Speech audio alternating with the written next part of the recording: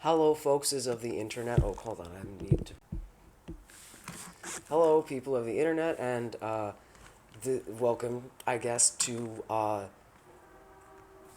1 year, a little bit over a year on testosterone, and talking about that.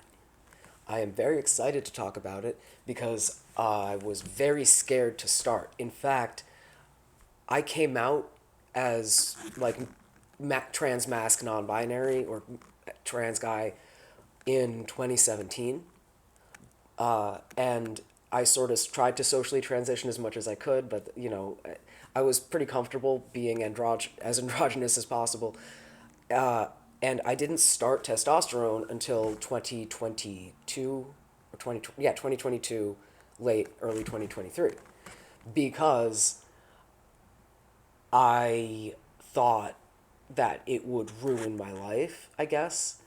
I figured like there's one of the prevailing myths about testosterone and trans men is that if you take T, you'll get fat and you'll get bald, which I didn't want either of those things. In fact, at the time, like being thin and taking up as little space as possible was kind of paramount to me, and so was looking a certain way.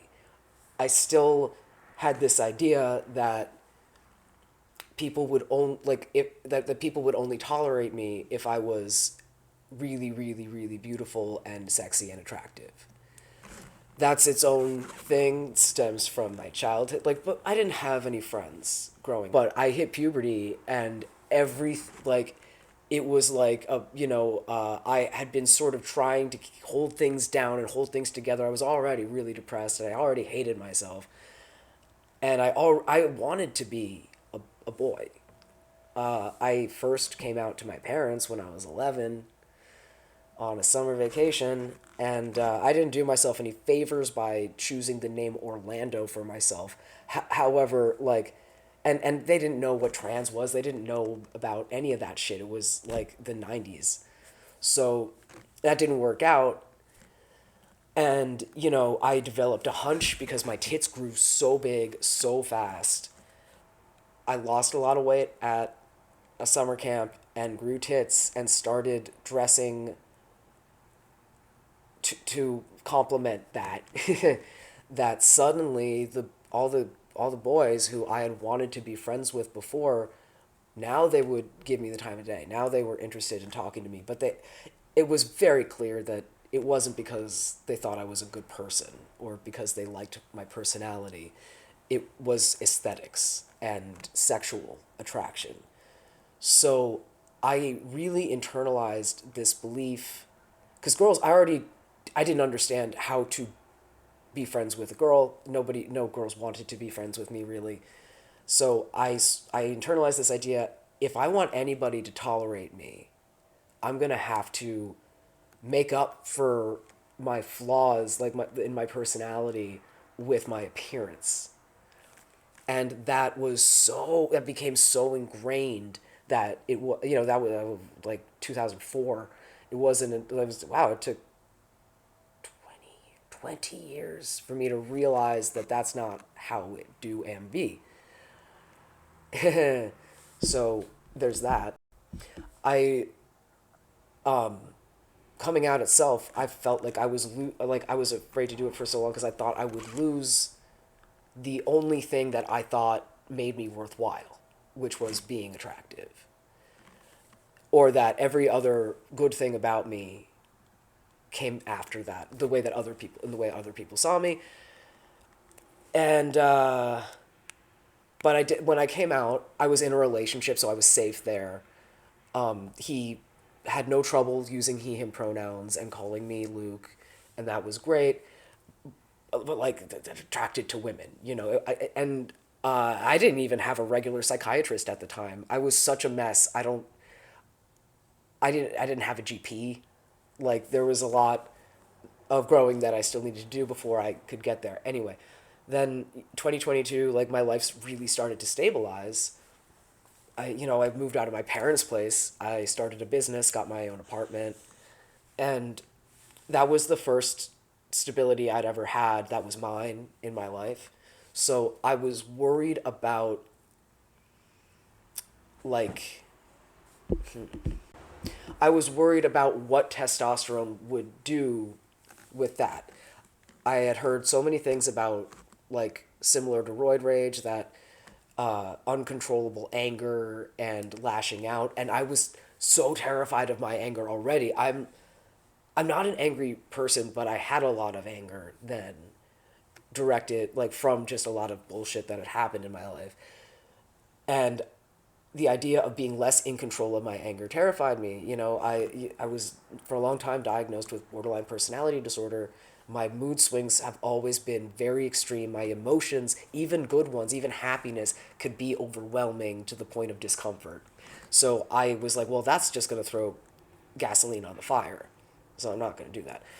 And then I had ended that. Now I started the relationship with the person I'm with now, who was so appreciative of my body and my sexuality, and was had only ever dated women, had not considered men attractive in the past. And no, he has no trouble. He's never once called me she or her. But I was still, hey. So that, even though he did not discourage me from going on testosterone, I was so terrified, because it wasn't just that I thought that my appearance made me worthwhile, it gave me a sense of power in a relationship. It made me feel, I mean, that was, oh my god. No. So, and then it wasn't until like 20 by 2022 we had been together for like 4 years. So I felt really comfortable in that relationship, and we had talked about it a couple times, and sort of came to the conclusion that like maybe our relationship would change if I stopped looking like a lady, and if that happened, it didn't mean that we weren't going to be really close. So, final, and then I got a really really good doctor who had no trouble. Just like, she didn't even ask for like a letter from a therapist, even though I did get one. So since then, every like 2 or 3 days, I do intramuscular injections of testosterone.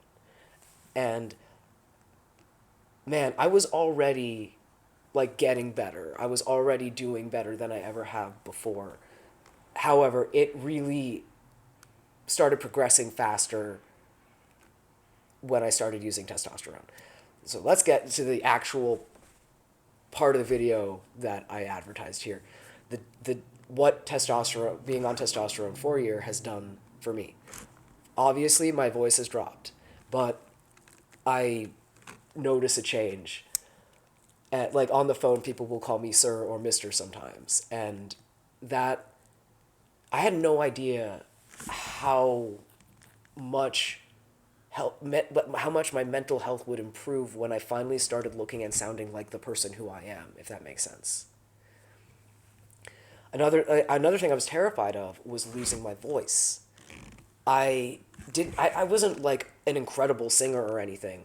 However, I had worked really really hard to get to a place where I could sing the right notes in the right pitch and key, and I, like, for a layperson, I sounded really good. And I was really happy with that. And some of you might have seen some of my songs and shit like that. I was really passionate about music, so of course I was like, well, what if I can't sing anymore? Like, what if I sound like a fucking frog? And that completely the opposite of what I was expecting. Because yeah, my voice did drop, and I love it. I love the way I sound now, and I love, it's sort of androgynous, but also, and like, of course, it takes getting used to when you're singing. Hit it, like dropping the octave, and it's harder to know which octave is best or whatever. But you might have seen a recent video where I'm singing a song I wrote in my deeper voice for the first time, and it makes me so happy. I actually, like, I never developed a vocal style, no matter how decent I got at hitting the right notes and shit. And I think it's because I didn't sound like me. I couldn't make my voice sound the way I wanted it to, and now it does. It sounds the way I want it to, and it makes me so happy. So, like, that's something to consider if you're thinking about testosterone. Another, again, I thought that I was going to get fat. It's just a weird thing that a lot of people talk about is getting fat or gaining weight on testosterone, which is interesting because a lot of trans women gain weight on estrogen too. I had the exact opposite. I wasn't overweight, but like I had been drinking a lot for like a year, pretty much every day, so I had gained a lot of weight through that. And at first, I really wasn't exercising any more than I had been, meaning not really at all.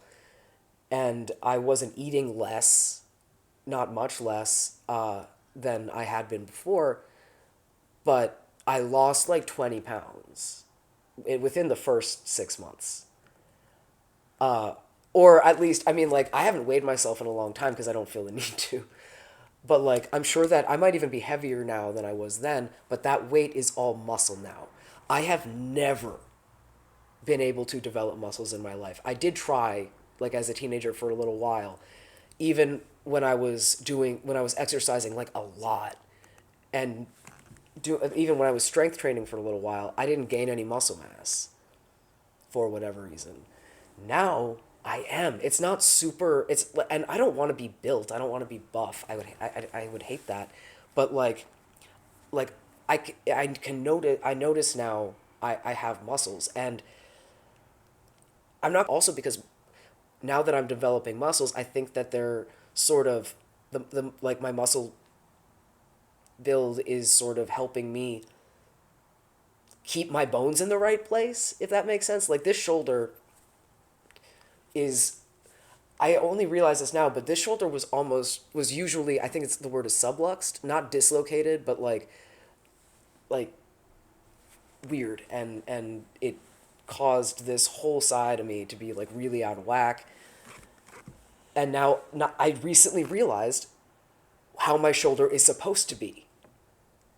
Because I noticed that like it would be one way or another way, both neither seemed to make pain better or worse, although it would get numb sometimes. And I realized, oh, when it's like when it's like this, that's the way it's supposed to be, and my arm doesn't go numb, and I can move better. So I mean that I got distracted there. Hold on.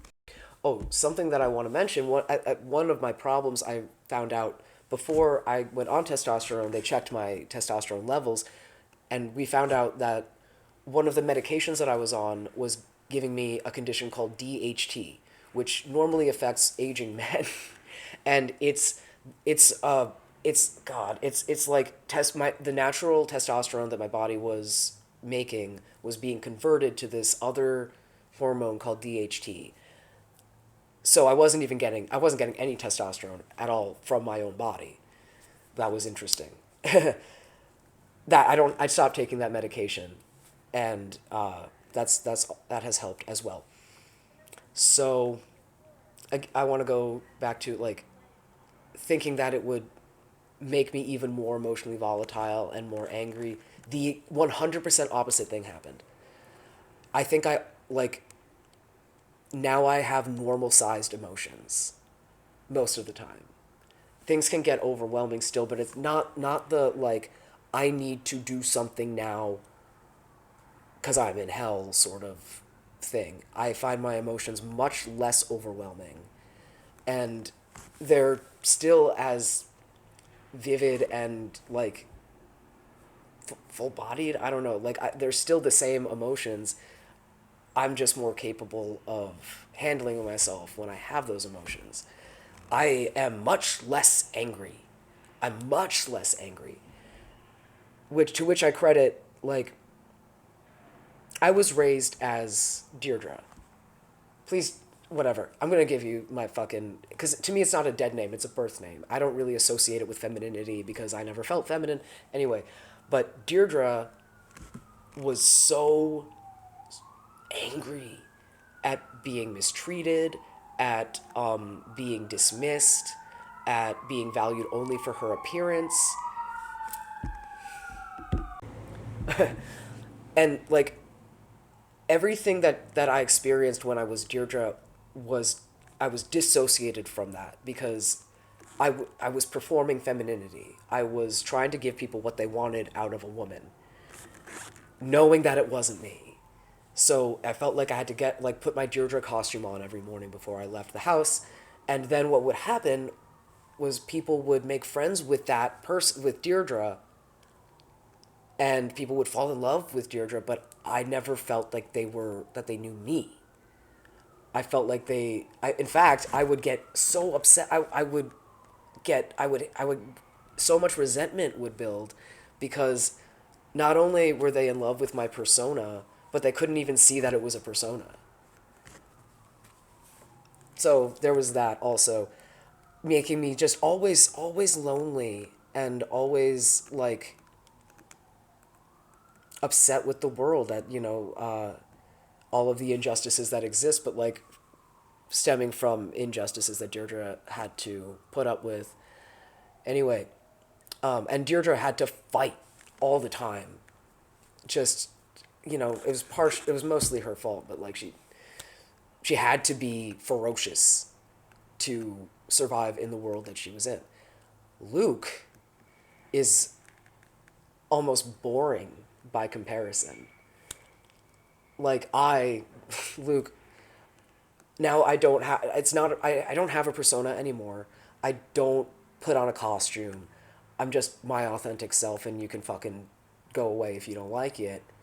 I'm assertive. Luke is assertive, and is not afraid of conflict, but doesn't doesn't experience like hate the way that Deirdre did, and is values balance and harmony and good interpersonal relationships and doing the right thing way above anything else. Deirdre never knew a moment of peace because Deirdre was constantly at war with herself, and like didn't see, like sort of reacted to the world not accepting her and shit like that as like, do I blame myself or do I blame the world? If I blame myself, I can punish myself and I can actually do that. But if it's the world, I have to fight the whole world, and I can't do that. Luke is just not at war with himself at all. I like the inner discord and the inner turmoil is evaporated. I'm not mentally ill anymore.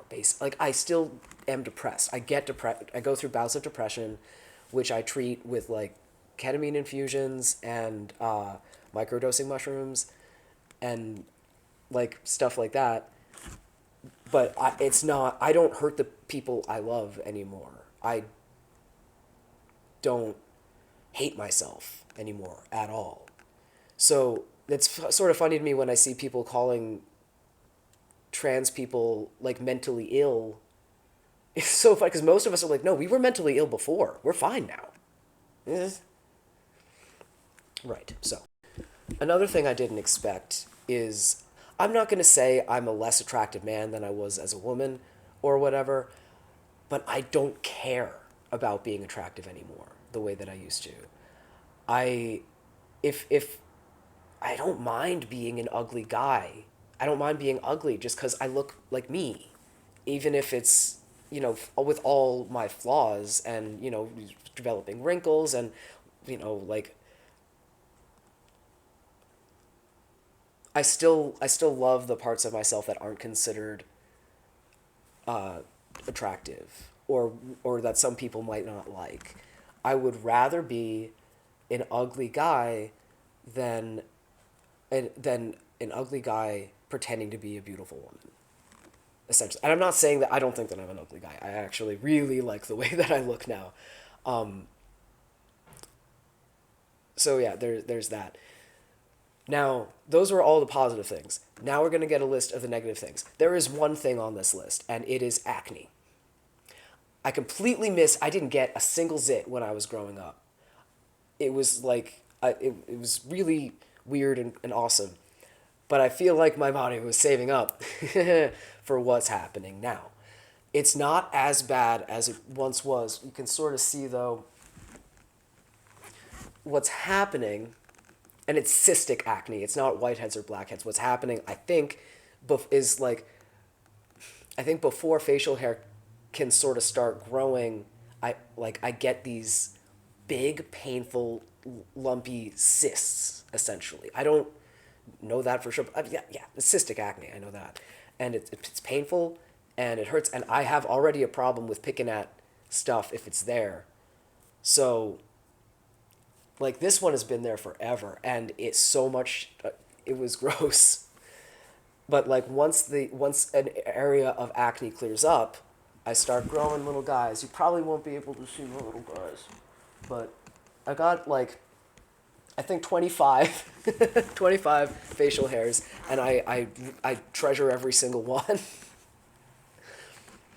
I'm also, I've always had like hair on the top of my lip that was mostly, yeah, I had a mustache. It was not visible because it was so pale and so sparse. Now it's coming in darker and thicker, and I love it. I love having a little mustache. I look forward to having a little goatee or even just like a 5 o'clock shadow. I remember being like a kid, like sometimes I would just sort of forget that what gender I was and be like, wow, yeah, I think I might grow a goatee someday. Oh, right. That's yeah. The acne is really, it's bad though. Like my chest especially, and I like I've never had acne. It's all over my shoulders, and I have to work really hard not to pick and squeeze and shit like that, and I have to, take better care of my skin. And I'm fine with doing that. I'm fine with having acne. It's not even a draw. It's a drawback, sure, but it's not. I don't even think of it as like a pro versus con thing. It's just a natural consequence of being happy and the person I am. And I'm not happy. The testosterone isn't making me happy. What's making me happy is being able to interact in the world authentically as the person who I am without trying to contort myself into giving people what they want from anyway. I I'm not leaving the country. I'm not going to do that. Like, I have benefited so much from SSDI and Medicare and the socialist programs that have been here since FDR. I owe so much to those systems. And I've always been very critical of the American government. And I am very passionate about, instead of running away from a place that is dangerous for me, doing everything I can to make that place safer for myself and people like me. So, if anybody's like, obviously ICE isn't going to drag me away because I don't look like an immigrant. By the way, Elon Musk is an illegal immigrant. Where's ICE? Anyway, I guess it doesn't apply to white people. If trans people are going to be dragged away and put in camps, I'm going to be dragged away and put in a camp. I'll sign up. If it's happening to anybody, it should be happening to me too. And I worry a lot about losing access to testosterone. I think that's probably going to happen. In which case, I don't think I'll lose my muscle mass, but like it probably will actually. But my voice will stay. That's permanent forever. And even if I lose access to testosterone, now I know what happiness looks and feels like for me. I've built this life for myself that I love living, and losing testosterone is not going to ruin my peace. Because I have it now, I'm going to protect it. I guess that's it. This has been a half an hour. I appreciate those of you who have stayed the whole time. And it makes me feel really good when people like my videos. So if you could do that, that'd be cool. I don't care about subscriptions. I don't care about the algorithm. I like feedback, even if it's negative too. So like, comment please if you think I'm wrong, or you think, this is an expression of mental illness, or you think I'll always be a woman, which is so funny because when I was like a masculine looking woman, people would call me a man. But then I was like, oh, okay, I'll be a man now. And now the same people are like, you'll never be a real man. It's just like Schrodinger's transphobe. You're the gender that they think will make you feel bad. Don't let them get you down. Trans people, we need to be visible now more than ever. because they're going to try to erase us, and before they drag us away, they're going to try to force us back in the closet so they can pretend that we don't exist, and it's going to delegitimize trans people because transphobes are going to say, see, it was just a trend.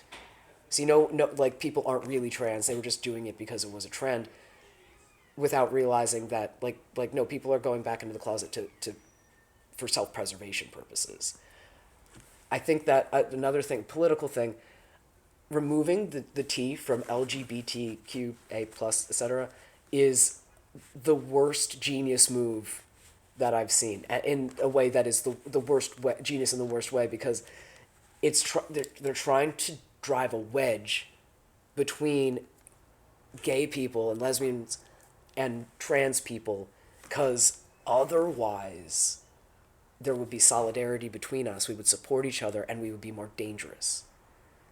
Don't buy into it, please. Like, I also, like, I'm gay, so where does that leave me? I mean, I'm gay, I'm a man who likes men, or a straight lady with extra steps, according to some people. I made that up, but it's funny. Also, with advice to trans people, you, like, probably should be vetting who in your life will be willing to hide you under the floorboards. That's a joke, and friends and neighbor, like, I'm thinking about the early days before the Holocaust, when, like, if somebody had a Jewish neighbor they didn't like, it would get like reported and dragged off and put in a camp. And I think that similar things might happen to trans people. Also, the level of violence against trans people is already skyrocketing. So, like, protect yourselves. You know, I carry a taser. Um, I think that, you know, like, just, it's scary out there. So yeah, take care of each other. On that fucking sad note, I want to come back to just, I'm happy for the first time in my life, and I've been consistently happy for, well, since I moved into this apartment. Like, there were circumstances that were making me unhappy, but I changed those circumstances, and I love the life that I'm living. I love the person who I am. I love the way that I treat the people that I love. I like, no, ma'am. Hey, come back here. I love my dog. I love, I love running my business. I love painting these stinky little mushrooms that I've been painting, even though nobody buys them. Live the life that you love until someone takes it from you, and, you know, maybe also try not to let that. All right, bye guys. I love you.